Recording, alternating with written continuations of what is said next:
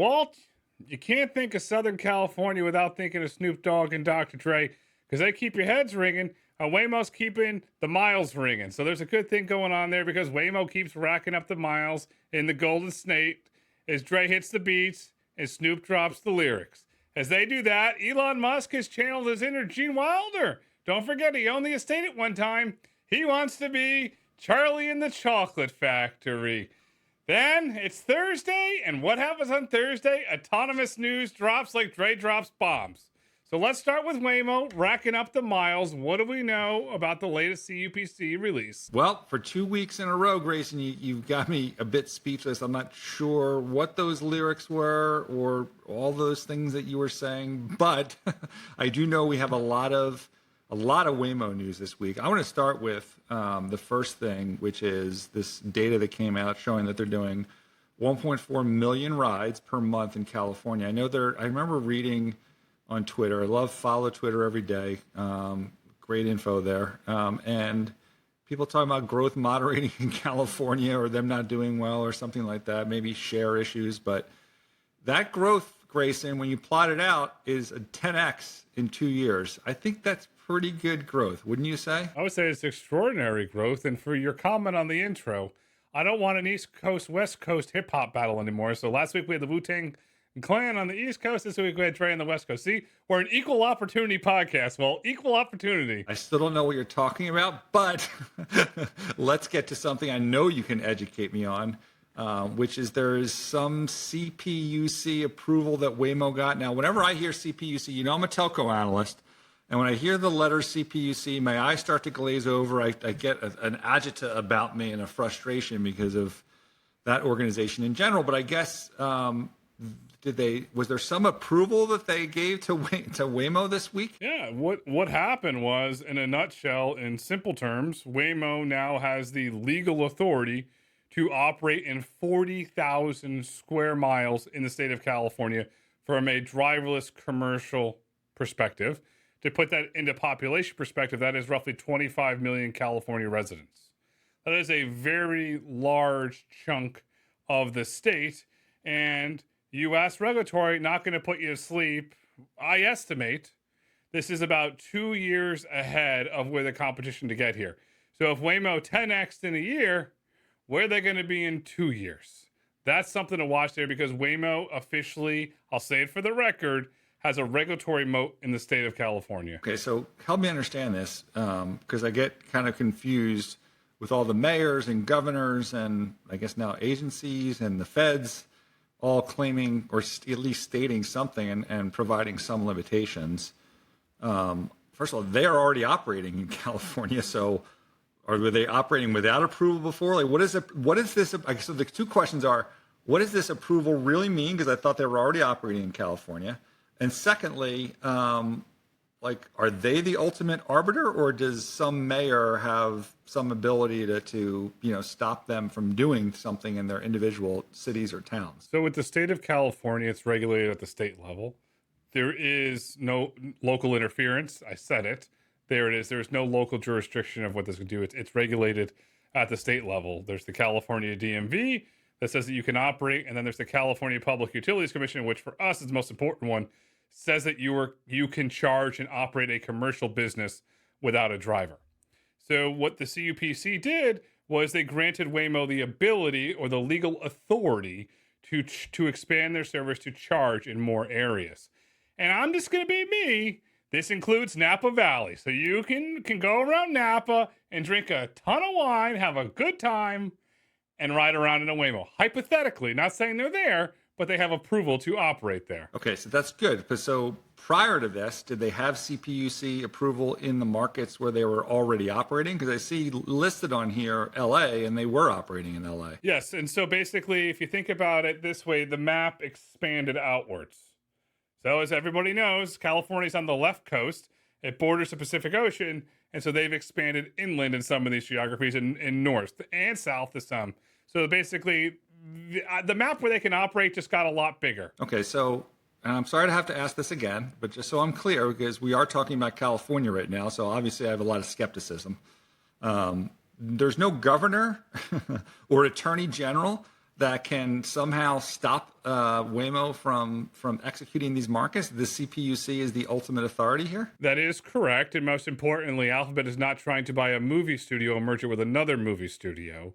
So I do not see any headwinds there. Well, I got to say, I'm going to hat tip to California because I've been a little hard on them. As you know, on the Lightshed side of things, my partner, Rich Greenfield, obviously believes that transaction has got some troubles. And there's been a lot of things said about, even on this very podcast, about how David Ellison should move out of the state. Hey, maybe this is signal that California is open for business and that people should stay in the state of California. What are your thoughts on that, Grayson? Well, you went to Napa and drank too much wine before we recorded this. If that's what you think, the answer is no. California is not open for business. And last week we said David Ellison should move to Texas. And lo and behold, I believe it was CNBC this week that said he's seriously considering it. And he even might possibly have a site lined up. So again, I will say, Mr. Ellison, sir, go to the Lone Star State. They want you. Call the bluff. Rich was upset that this site that they identified in Austin was close to a landfill. So I know on our next trip there, we're going to check that out for Rich. But let's get back to the CPUC, because again, my confusion here. Sorry to perhaps ask the question a third time. This is not because I'm questioning your answer, but aren't the Teamsters suing to shut down the truck side of things? So does the CPUC not handle the truck side of things? And like, just because they're friendly to Waymo, does that mean that there's any help maybe on the trucking side of things, where obviously Teamsters have been having a recent impact? The way trucks are regulated is it's over 10,001 gross pounds. And so that's what Teamsters are targeting, vehicles over 10,001 gross pounds. No matter how the courts rule on the Teamster issue, it will have no impact on Waymo in the state of California. Okay, so now let's move on to the airports, because I think the airports are included. I think Waymo is now the only AV company with a CPUC approval for these airports. Does this mean that we're going to get out of having to walk 20 minutes or go to these kiss and fly lots in San Francisco, or is there still another administrator of sorts at the San Francisco airport that's still preventing us from getting a convenient pickup of our Waymos? It's San Francisco. There's another San Francisco treat. Okay, so there's this regulator, this regulator, this regulator, this regulator, this regulator. You have to get all the approval.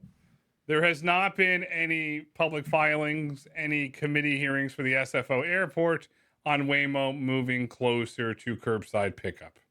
No, they had the legal authority to operate at the airport through the California Public Utilities Commission, which are now at the Kiss and Fly, which is too far. It reminds me of that guy that goes, the rent's too damn high in New York. So I'll channel him and say, the walk's too damn far. So hopefully, but they have to get another approval to be able to go curbside. So a lot of complexities in this, and Omega was surfaced some real interesting data looking at the airport correspondence from 2 and 3 years ago for all the major airports in California. I'll just put it this way. This is going to be very, very difficult, especially LAX, who said in a public letter to the city council they do not want autonomous vehicles at their airport. I mean, I do have views on why the rent is too damn high in New York, but I don't want to digress on this podcast. One last question. Now, you know that being a telco guy and seeing wireless markets build out, I'm always about, like, look at the top. It's either top 50 markets, top 25 markets, and maybe NFL cities is obviously another important one for us. If you look in the top 25 markets, Waymo's got something going in every market except for one. Our friends that live in Riverside and San Bernardino, Waymo has said nothing about this. Is it possible now that this CPUC approval will finally get Riverside, San Bernardino on the board for Waymo, at least to start to prep this market? Legally, yes.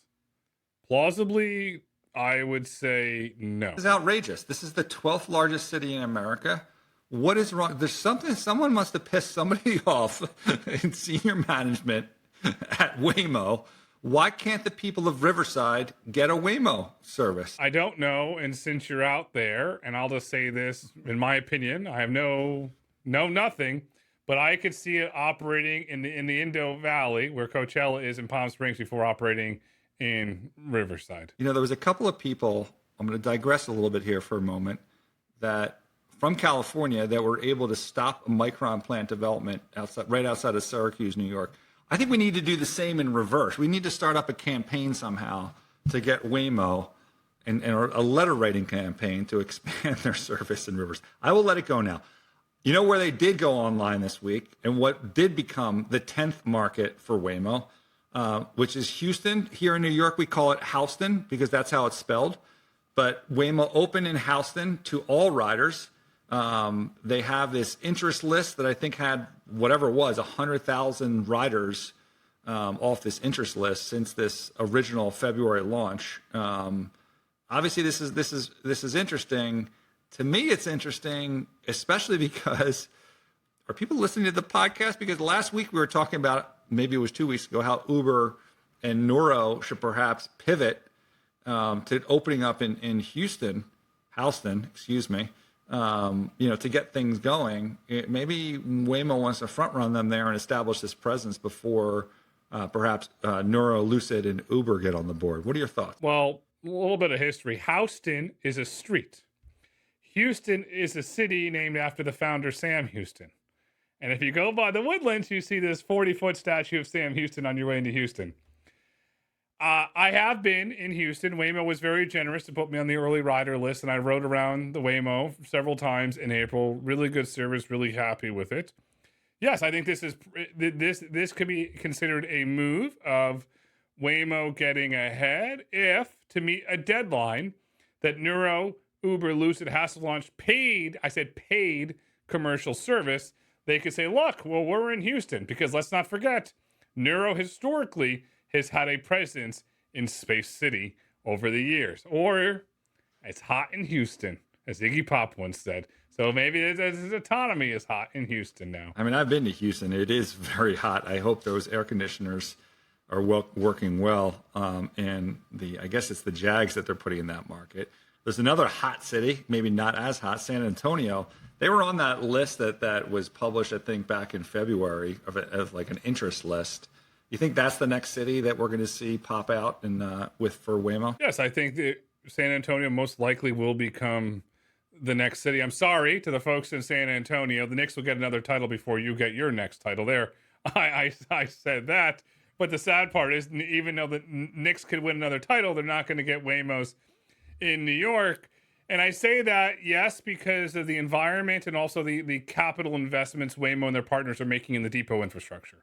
Starting to see some really interesting things there in Omega about Waymo's growing footprint in that city. And then I guess the last thing on there is they're not doing freeways and airports there.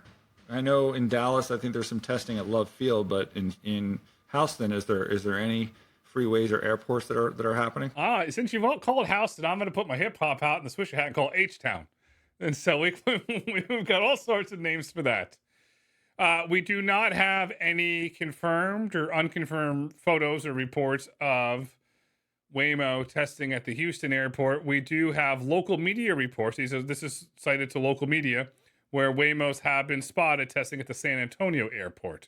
Nothing at Houston. That's George Bush and the other one. Nothing yet. Okay, Grayson, you have a Clouseau hat. You've got a Clappy hat, but I think you're going to need to put like one of those hats that they wore in Odyssey to protect yourself, because I'm coming at you. You have talked about the Ojai, which is really a Zeekr, a Chinese-built car, as being an unforced error. But what we had this week is that on Wednesday, Ojai was open to all riders in San Francisco, Los Angeles, and Phoenix. You can't pick. I think some people can pick and some people can't. Hopefully we can. We're on that list.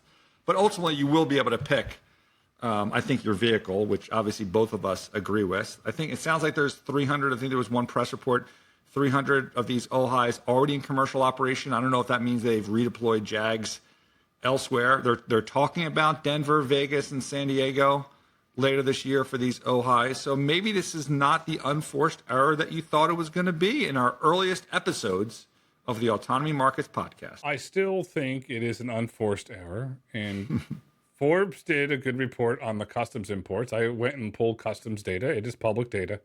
And there has been a decline in Zeekr imports to the United States. And I am under the belief, based on the data that Omega has uncovered, that perhaps the Ojai is a bridge vehicle to the Ioniq 5. And I stand by my statement that it was an unforced error. When and how that unforced error becomes a reality, I'm unsure, but I still view that as an unforced error. And furthermore, I'm going to go into telco land. The Google Pixel phones are leaving China. The Nikkei's reporting they're not going to be made there anymore. They're going to Vietnam. So Alphabet's moving the phones out of China. Come on. So keep that. Don't change the topic and keep that helmet on because I'm coming at you again. What I'm really interested in is we debated, I like this design of the Ojai. It reminds me of a London taxi. As I've mentioned before, I'm rather tall, so the extra leg room is fine. I like to talk to people in a car, whether it's share. I don't want to share it necessarily with someone, so I'll agree with you on that point. I'm very interested to see if riders are going to like this design on the Ojai. The feedback on X has been mixed. There's been some very harsh feedback. There's been some very positive feedback, but I'll give credit where credit's due. Waymo's engaging and saying thank you for the feedback and privately message us. And so they're taking the feedback with stride, and hopefully, I have not been for a ride in Ojai. Maybe next week I'll go for a ride in Ojai. I have not been for one.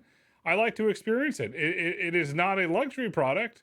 It is a durable product with a lot of enhancements in there, but we'll see over time. Now, there is obviously, I think, a big tax on this car, but it's lower, and I'm starting to see in the mainstream media and on Twitter some recognition about the reduction in cost on the sensor stack. I also noticed that I think it was the CEO of Hyundai is talking about really ramping up capacity in the U.S., which would be another step down in cost. And yet there's still people out there talking about how are you going to deliver a burrito in a $125,000 car with no recognition of the cars that are already in the pipeline and the vehicles that have not yet been announced. And, it's gone quiet, but I still believe that Waymo's got some more tricks up its sleeve in terms of additional vehicles and sensor stacks that are going to drive that the cost of that vehicle even lower. Amortize that over however long you think this is going to be, 500,000, 1 million miles on a per mile basis. We have Uber themselves saying the utilization on these things much higher than a human driver. And you can do the math on how that economics works. But maybe some people just don't want to do that math. Perhaps, and I will say for the record, the one thing I can guarantee you, the Waymo vehicle is not going to drop a burrito out of the sky into the pool. It's not... It's not going to do that. Now, what Grayson is talking about is allegedly, because someone in my Twitter feed said, no, that's AI. I don't think it was, but an Amazon drone dropped a package into someone's pool. I'm going to blame it on that person, but, that wouldn't have happened with Zipline, I don't think, because it at least would have hovered there until someone came over and got it. But, yeah, drones will be a part of our coverage over time. The other interesting thing about this Ojai is they actually showed in the video how and this is something you and I have done when we've ever gone to the depot. That's the first thing we do is look where the compute is, how much cooling there is, so they introduced this bespoke silicon chip for the Ojai. Is this the next wave? I mean, we've seen this happen in compute already where, people are worried about supply and developing, their own custom chips for the AI tasks that they have at hand. Well, the bottom line is higher performance, lower cost. And in the official press release, and I'll give Waymo's comms team a lot of credit. We like to thank our partners that we use throughout the ecosystem, NVIDIA, AMD, SanDisk. And when the writing was on the wall, they're going their own chip because it's unlocking performance and it's also lowering costs. You hit the nail on the head. Tesla has their own AI chip. Waymo now has their chip. Let's call it Chip Waymo. And over time, in order for companies to compete, I believe robotaxi companies are going to have to do their own silicon. Now, the next domino to drop to verify this theory, Zoox. The Zoox do their own silicon. I say that because they have Amazon's backing. That's something to watch if this does become a trend. I think Zoox needs to worry about getting their cars to work before they worry about the silicon. I don't think that's the gating factor for them. One last thing on terms of markets that Waymo's not in. New York City's one of them. On Twitter, someone pointed out one of the reports that was used in New York City. Surprise, surprise, was effectively taking data out of context. And so just check out my Twitter feed if you want more info there. But I don't think that's going to change things. I mean, there's people out there that's like, oh, it's not about the safety, it's about the jobs. And like we can go back and forth on that type of stuff. This report, by the way, was retracted. I mean, if you think about the press coverage the initial report got, this was an Hunter College, an open plans report. If you think about the amount of press that this thing, when it first happened versus when it retracted, I don't have to explain to anyone or provide the, I think a lot of websites like to do this. Like, here's what this person said about this issue. Here's what they said. Obviously silent. It's just sad that you have some cities that are putting, special interest ahead of safety. New York City and New York State being at the top of that list. I'm going to give you a clappy hat for saying the quiet part out loud. Yes. Mrs. Piecyk, I'll say it this way. It's bull donkey dust. It's not polite. It's morally and ethically wrong to put special interest over the wants and needs of your citizens. And as we've seen, and I'll say this to the audience, and if you follow me on X, Walt calls it Twitter. The Twitter bird went the way of the dodo bird. It's X, and X marks the spot, and I have a big mouth on there. Always read beyond the headline. There's lots of details, so always read behind the headline. And I got to give a shout out. He's not a listener. Maybe he is yet. I saw Nas, yes, Nasty Nas at Hunter College way back in the day. Great show, great performance, Illmatic, incredible album. I'm on a music roll today, Walt, as you're the truth detective. But what happened to Hunter College if they're putting out this filth? I digress. We know exactly what happened. So let's go to Tesla, which Waymo just overshadowed Tesla, which I thought was like, let's go back here for a second. Cybercab, we went to Gigafactory, we saw the line, we've been in the car, we understand the cost dynamics there. They launched this thing, I don't want to say they launched it. When it first started coming off the line, they get on the earnings call and like, oh, we still need to do new testing with the Cybercab. So like, don't. And at the time on the podcast, I was like, all right, maybe if they I made up a number, right? 250,000 miles. How long would it take them to do that, given the number of cars? End of the year, we'll see a Cybercab launch. Shockingly, like to me, I was shocked. The market literally doesn't care because it's like the boy who cried wolf at this point. But like, basically, Uber tells people, okay, if you ride in our Robotaxis or send in a postcard, you can get a shot at the Cybercab launch. And the deadline for at least the submissions is 8/23. Now, obviously, the launch wouldn't be necessarily the next day because they'd have to send the invite out for someone to come. But I would think, again, that implies something within a 30 or 60-day cycle, which put them in September, October.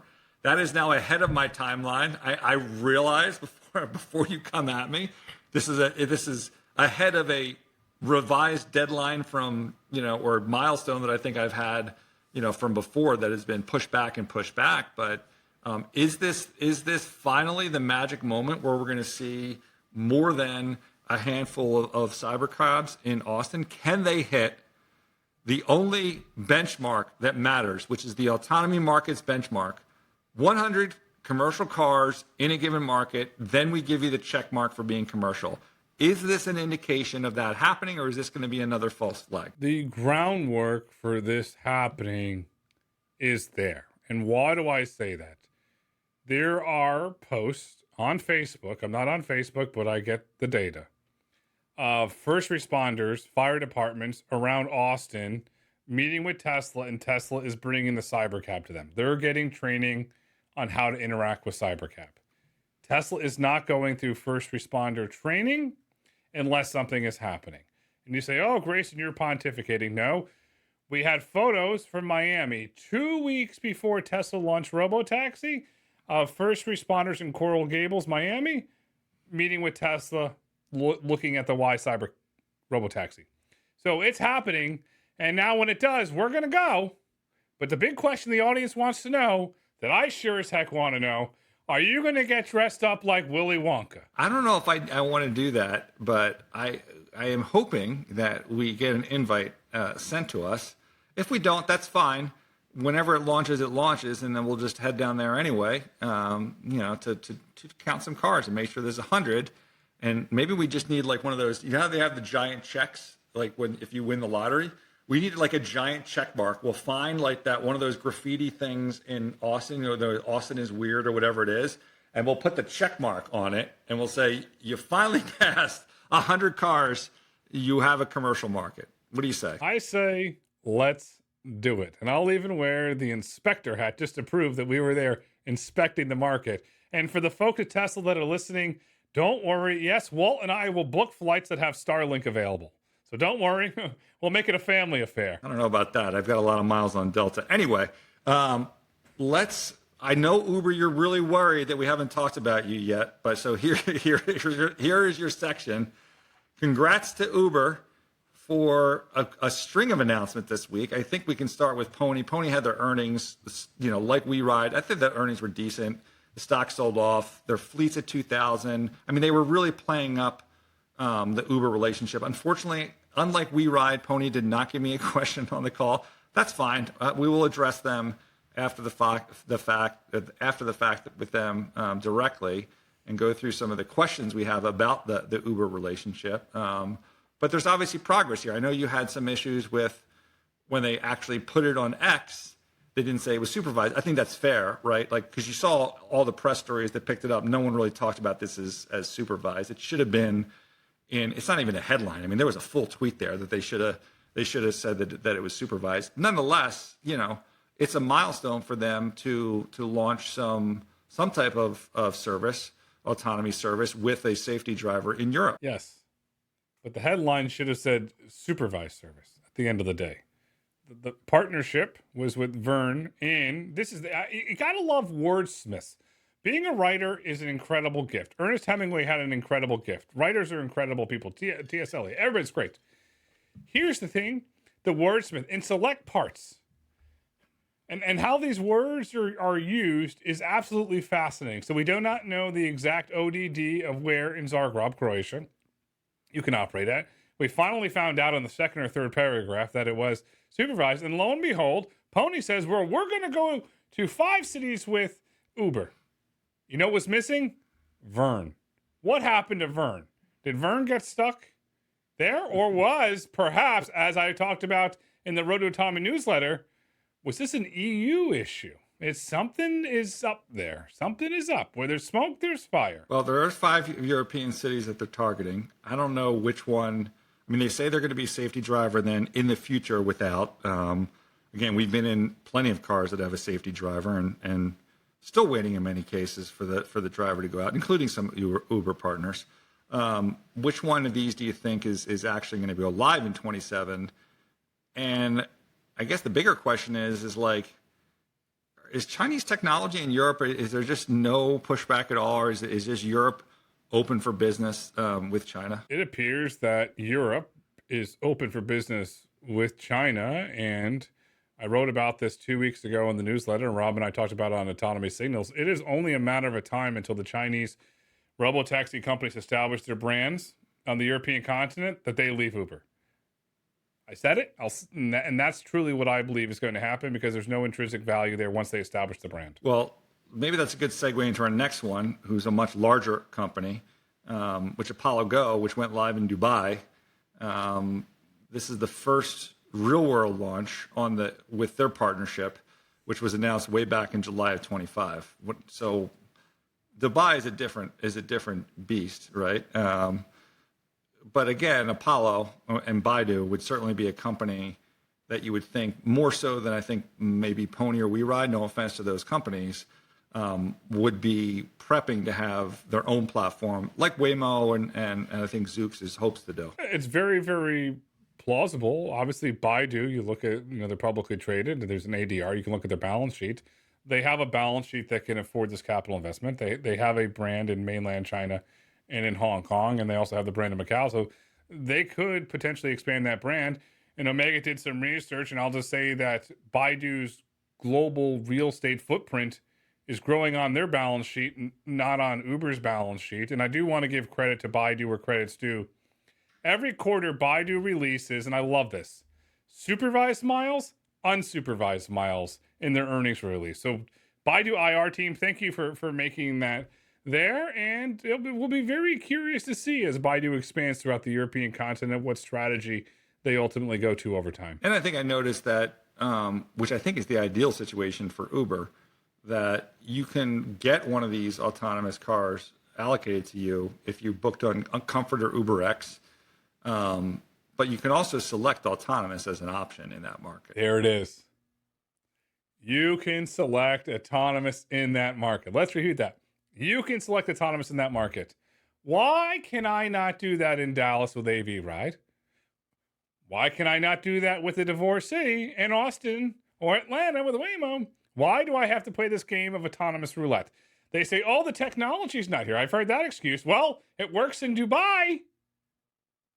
I'd like an answer. My guess is that if you think about the size and power of Baidu relative to the size and power of Nebius, there's your answer. I'll put that as a political dodge, and we don't know the answer. How's that? That's fine. But the news is not over for Uber, Grayson. They quietly had a big week. Maybe not so quietly. There were so many people on X, like random accounts that were saying like Uber's the cheapest stock ever, generational thing. Is like, it was crazy. It was like a messaging. It was like, you know, you get these things where a certain party puts out messaging points, and it was like all over the place. There was a big push on X this week. I don't know if you noticed that, but it was a little odd. Obviously, it was successful. The stock has moved up 10%. Anyway, in this case, Wayve, I guess Uber launched early trip access, again, supervised robotaxis in London this week.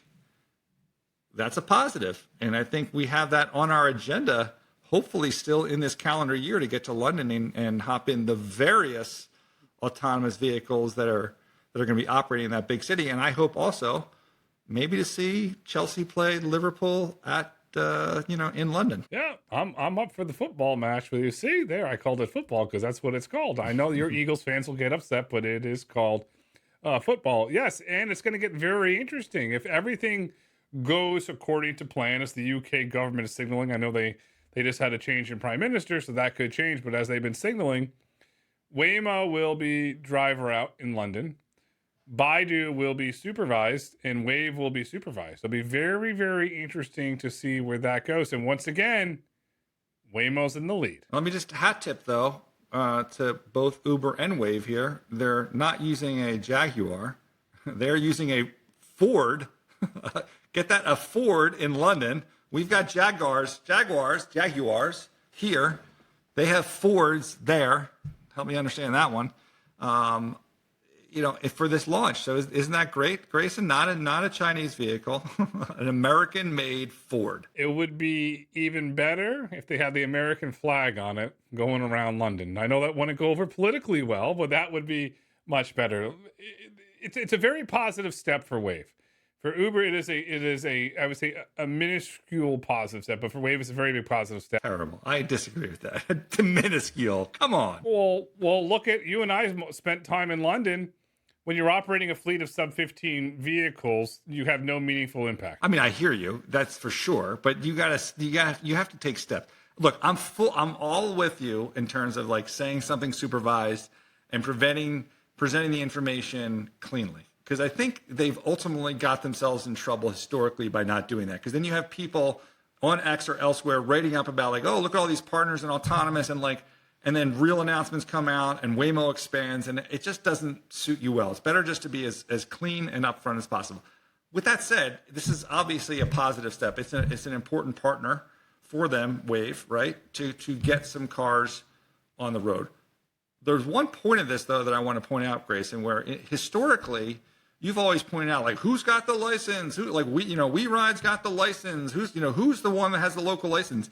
In this case, isn't it Uber that has the UK license to carry the passengers? And isn't that a bizarre thing, once again, given that Wayve is actually a UK company? So Uber has the for-hire license, which would allow them to take paying passengers with a human behind the wheel. That's why they did not call it Robotaxi. They did not call it autonomous. They use different language. The thing that has to be watched, which is the most important part of this, who owns the APS permit? That is the tell sign. If Wayve gets the APS permit, in theory, and in fact, Wayve could leave Uber tomorrow and go with somebody else. If Uber gets the APS permit, Wayve is stuck at the hip until they get another partner that gets a permit, or they get a permit. Well, I can't wait until you get that tweet responding to you saying, Grayson, in fact, we mean Uber, are the ones that got the APS permit, because I don't think Wayve cares about that stuff. Like Wayve certainly has this kind of vertical of going down this ADAS route, level 2++, whatever terms you want to use. I don't know if they care about that, do they? If I was Alex Kendall, I'd want to have all my options available to me, and I would very care deeply about the APS permit. If Sarah Gates is going for it, Sarah, good for you. I have no insight into it. I want wishing Wayve well, and I hope they go for the permit because it'll give the company optionality. I mean, so in this scenario, I put my analyst hat on. I don't have one. It kind of looks like a clown hat, probably, based on how people perceive analysts. I would say that the expectation would be that Uber would get this APS permit, given how Wayve is positioned in the market. So if they don't, I'd say that's for those that are following this closely, I would say that that's a mild negative. So perhaps you should get Omega, the Omega brain cranking, and watching that carefully, and give us a prediction, or give your clients a prediction, I should say, of how that's APS permit, because that would be pretty. I think that's pretty important signal in terms of that particular relationship. One of the greatest strengths about Omega and his Robusol program is her regulatory insight. And our clients have seen things in the regulatory things that were signals and breadcrumbs that actually led to bigger things. There is a lot of valuable data that is filed in regulatory filings that signals where business is going. Uber, you're not off the hook yet. We have two more topics on you, so settle in. Here we go. Avride is expanding autonomous campus delivery to 25 universities starting September. Oh, wait a minute. This is the robots. Still, this is important, right? Food delivery is important. The fleet is doubling the robot count to 1,000 delivery bots. This is great. I mean, now, are students going to be using these Avride robots to transport cocaine deliveries from the frat to the end buyer? Only if you use Snapchat. That's all. You got to use Snapchat to make the connection, and then the bot can bring it to you. I mean, that would be the next vertical integration. So this is obviously a good development for Avride. You know, we saw those robots. I can't remember, was it Dallas or Austin? I can't remember where we saw them. I've seen them in Philly as well. So obviously good progress there. On the flip side, you know, their partner, Uber's ex-partner, Serve Robotics, who got cut, and then Uber dumped the stock. By the way, Uber also dumped a ton of Aurora stock this week as well. But Serve, you know, whips around very quickly and does some deals with DoorDash and Grub. I don't know, like when it happens that quick, I just wonder, like, did Serve cut these guys like a sweetheart deal to reverse the negative news flow of what happened between them and Uber in the prior week? I mean, you know this. You've been covering this longer than most. These deals take months. Sometimes they take years. And I'll give Ali the benefit of the doubt. We have no knowledge of it, but perhaps Ali saw the relationship with Uber coming to a divorce, Elizabeth Taylor style, and he started putting a contingency plan in place. So that's what it looks like. And the contingency plan is being executed very well. They have 2 markets that they added. So those of you that are in San Jose or Washington, D.C., look out for these robots. Don't kick them over. That's not nice. And they're now live in Chicago, L.A., Alexandria with Grubhub. I mean, the other thing to kind of keep watching here is I've always talked about this being only a potential positive. But, you know, the thing that Ali talks about is this beacon, which basically is a way, I think, for these companies to go around all of these platforms. And I mean, we can't rule that out as kind of a future model, even with Waymos. I know, again, getting back to the, oh my God, you know, how does a $125,000 car deliver a burrito if it's a Waymo? Well, when the car's $20,000 and doing 1 million miles, obviously that cost relative to, you know, the person that's delivering my burrito or food or groceries or whatever, it becomes a lot less. So it'll be interesting. I don't think Beacon has had a lot of traction yet. It'll be interesting to see which of these companies, given how some of these relationships have gone with the platforms and some of the demands that I'm sure the platforms not only put on them, but put on the restaurants themselves, whether there's an opportunity for a disintermediation in food delivery as well. Bringing it full circle from last week. Dollar bill, y'all. Cash rules everything around me. Cream at the money. Dollar bill, y'all. the restaurant margins are historically very paper thin. If Ali with Beacon can come in and undercut DoorDash and undercut Uber Eats, where do you think the restaurant's going to go if he can deliver? That's the question. And I think it's a very good strategic play. Yes. I mean, just talk to your local restaurateur. If you live in a town or a city, just talk to them. And you can understand the strain that they're under. And I think your rap words resonate with me in that context. Thank you. And I will give credit to my friend Roger. He's a restaurateur. So thank you for educating me, sir, on the restaurant industry. And Eric for me. See, Roger and Eric, we should go out. Roger and Eric, we got your back, baby. Dave, we need a couple seats. Get us a couple seats, Dave.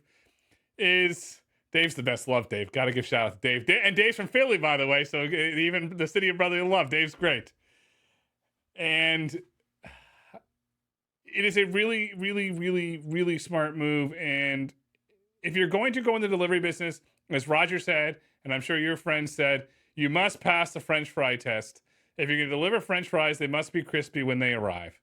That's the test. No matter how much you want to scale, you have to pass the French fry test. So Ali, I know that you listen.